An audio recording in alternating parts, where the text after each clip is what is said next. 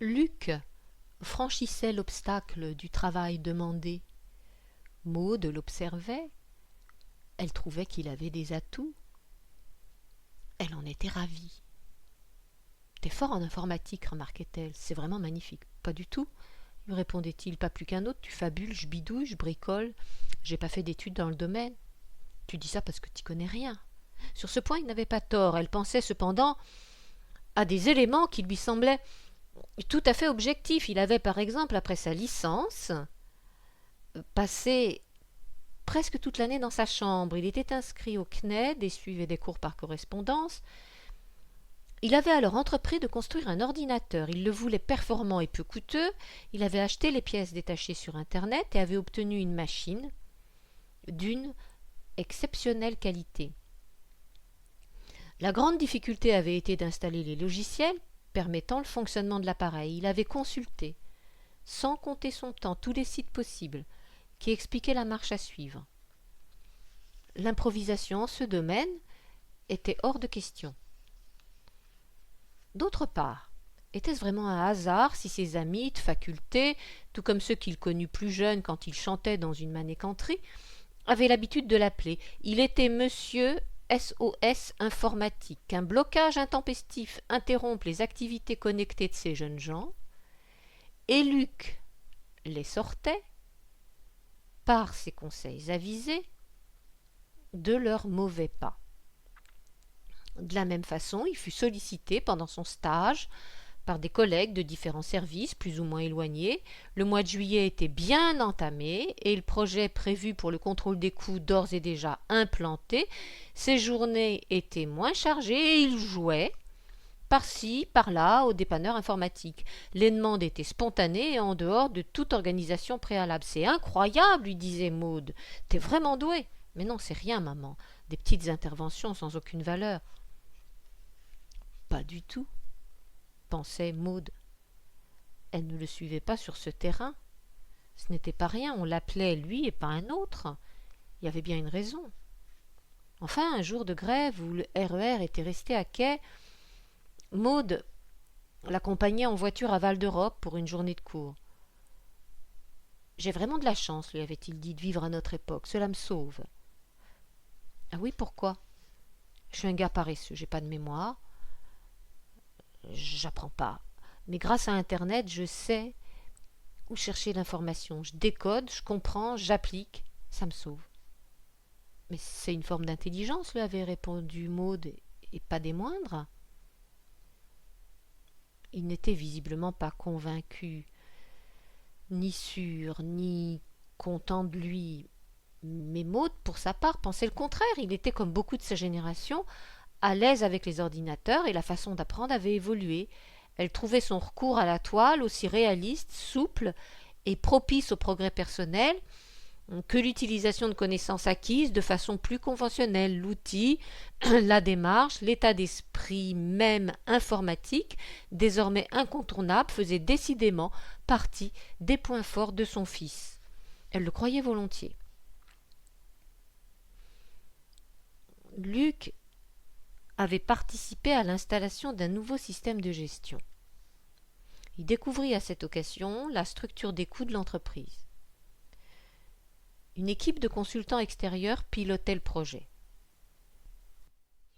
Luc ouvrait grand ses yeux et ses oreilles. Ses neurones fonctionnaient à un rythme soutenu. Il fut mis à contribution quelques semaines avant le lancement de l'application pour la saisie des nouveaux codes. Les données devaient être introduites afin d'initialiser le système au plus fin niveau de l'activité de la filiale. Il était nécessaire pour cette tâche de connaître la logique du nouveau projet. Luc s'y était attelé. Les délais étaient brefs et impératifs. Il rentrait tard, mais il n'était pas inquiet. C'était ennuyeux, disait-il à Maude, mais pas difficile. Le grand chef de la filiale, l'ami de Grégoire, qui avait opportunément reçu le CV de Luc en dehors des circuits habituels, avait un jour refusé une note de présentation du projet qui lui avait été proposée.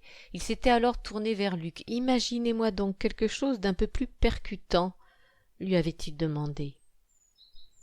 Luc avait considéré le projet dans sa globalité, il avait conçu quelques pages, avec des ronds et des ovales agrémentés de quelques légendes bien pensées, autant de ronds, d'ovales, de carrés et de triangles obtenus par PowerPoint interposé, l'outil de base à ce jour de tout étudiant normalement constitué.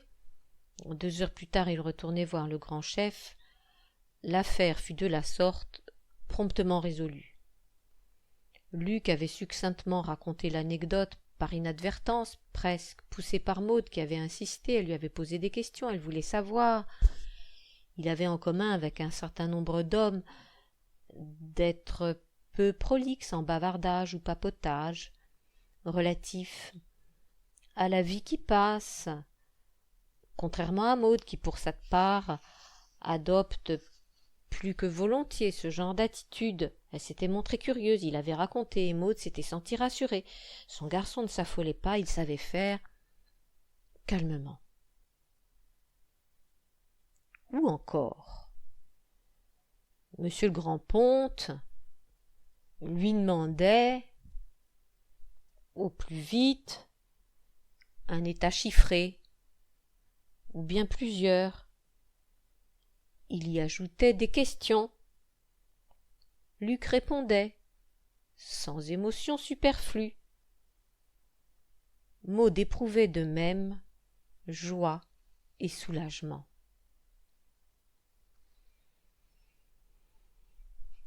L'application fut déployée après avoir été présentée aux personnes qui seraient chargées de l'alimenter ou d'exploiter ses résultats. Maud voyait Luc partir tôt le matin, ou bien il lui glissait un mot le soir, il l'informait qu'il quitterait l'appartement de bonne heure le lendemain avant son réveil. Plus tard, elle demandait des précisions, autant que l'humeur de Luc le lui permettait, elle se montrait persévérante et apprenait par bribes qu'il se sentait bien, tout à fait tranquille. Il était simplement parti plus tôt pour le travail à cause d'une présentation qu'il devait assurer dans la matinée. Il exposait les procédures du nouvel outil. Un planning était prévu sur plusieurs jours en fonction des différentes catégories de personnel. Maud le voyait calme et détendu. Il ne répétait pas chaque phrase de son futur exposé pour l'apprendre par cœur, à la virgule près, afin de simuler un comportement parfaitement naturel et spontané, comme elle-même l'avait si souvent fait en pareilles occasions. Il accomplissait l'exercice aisément et sans souffrance. Maud sentait le bonheur tout proche, à moins d'un jet de pierre.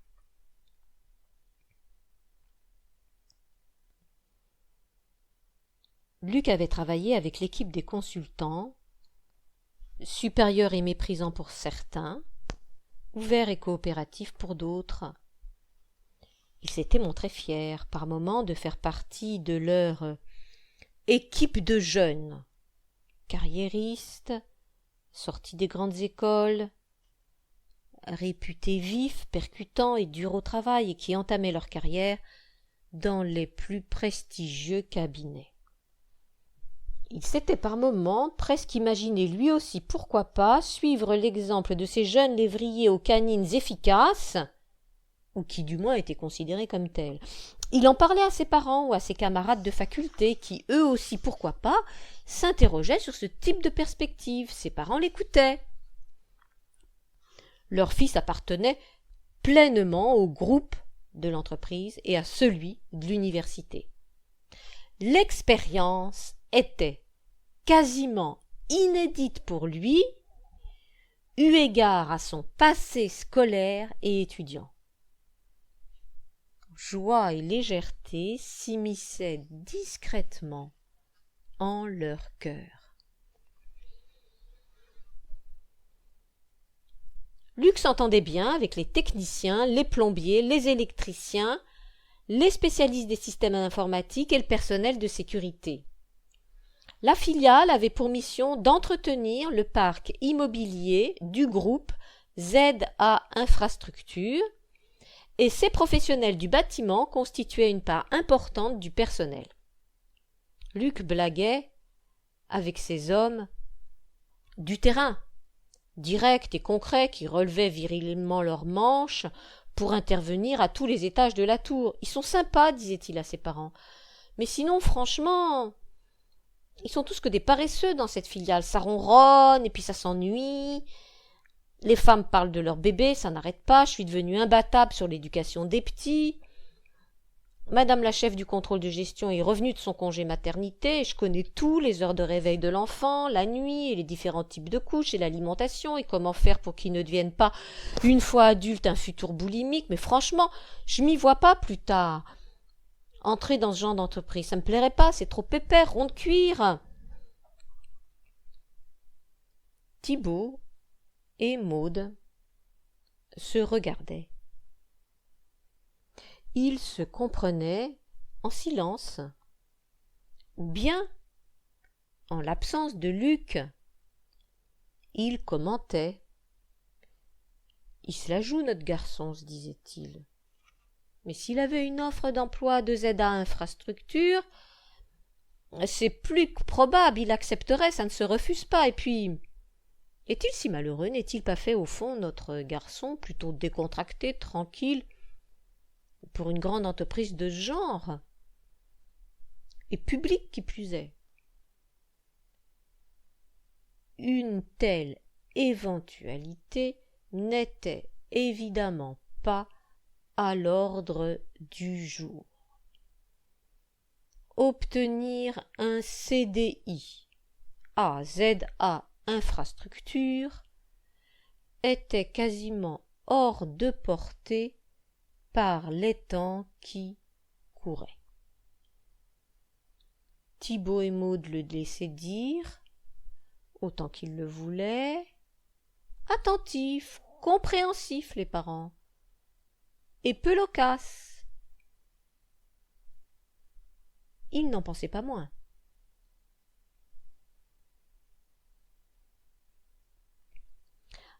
À l'issue de son stage chez ZA Infrastructure, Luc devait présenter un mémoire. Celui de l'année précédente, dont son père avait choisi la thématique et rédigé le texte, avait suscité d'épuisantes péripéties. Cette fois-ci, Luc décida seul du sujet, inspiré de son expérience en entreprise. Thibaut et Maude observaient. Il ne pouvait plus intervenir, Luc ne semblait pas y penser, il ne paraissait pas y travailler, Thibaut restait discret, silence et abnégation étaient les seules postures désormais dévolues au couple parental. Il ne pouvait qu'attendre inquiet que Luc veuille bien se pencher sur le sujet, ainsi qu'éventuellement consentir à leur donner quelques informations. Ils avaient assisté de l'extérieur à la progression de la besogne. Thibaut avait rapporté de la FNAC le plus grand nombre imaginable de livres théoriques traitant du sujet retenu par Luc, des piles d'ouvrages relatifs au tableau de bord en entreprise, s'étaient accumulés dans sa chambre.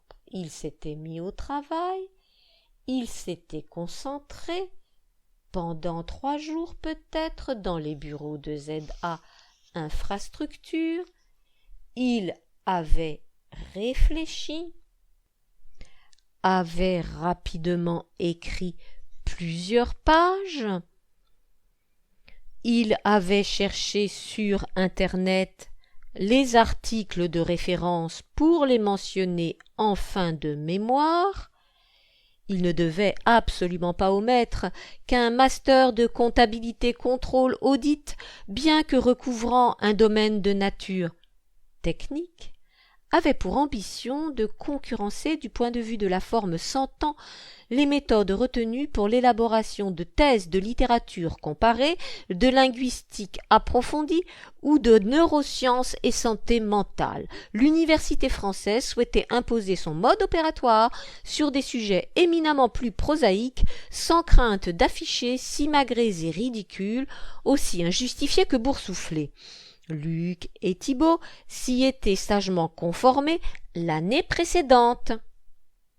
Luc s'y plia, 7 fois encore. Le résultat fut un texte qui pouvait, selon lui, être résumé au niveau du fond en 2, voire 3 phrases si l'on cherchait bien. Ça n'a aucun intérêt, disait-il. Il disait avoir conscience d'avoir délayé, théorisé, blablaté, précisait-il. Le texte était enflé et pseudo-intellectuel. Il avait cité maints articles publiés par des universitaires dans des revues spécialisées. Le tour fut ainsi joué. Monsieur Roland, son tuteur de l'université, était un homme futé qui se garda bien de l'ennuyer. Il était expert comptable, chargé de cours à Val d'Europe. Son activité d'enseignant ne représentait qu'une faible part de sa vie professionnelle. Il n'était pas un pur produit de la faculté, contrairement à madame Ahmed. La tutrice de Luc l'année précédente, qui avait asséné ses méthodes et qui n'avait cessé, à l'époque, de demander la refonte du texte. La soutenance du master 2 eut lieu devant monsieur Roland, assisté par madame Ahmed. Cette dernière ne put, solidarité pédagogique oblige, qu'approuver l'avis favorable de monsieur Roland, qui avait supervisé le travail en cours d'année. Luc avait par ailleurs à cette occasion habilement manœuvré monsieur Klimt, son maître de stage en entreprise et patron de la filiale, éprouvait quelques difficultés à prévoir un rendez-vous à Val d'Europe pour la prestation orale. Quand dois-je me libérer s'était-il complaisamment enquis auprès de Luc, qui avait alors saisi la balle au bond. Il sentait que l'obligation pesait aux responsables de la société. Il s'était alors lancé et avait osé répondre qu'il pouvait, s'il le souhaitait, s'épargner le déplacement. La satisfaction de M. Klimt n'eut d'égal que le soulagement de Luc. Le jeune homme serait en effet plus à l'aise en l'absence de représentants de ZA Infrastructure. Il s'autoriserait ainsi à développer, à diverger même, sans risquer d'affirmer quelque grossière erreur au regard de la réalité concrète de l'entreprise. Il disposa ainsi d'une confortable liberté et franchit une fois de plus l'obstacle, sans fatigue ni effort indûment démesuré.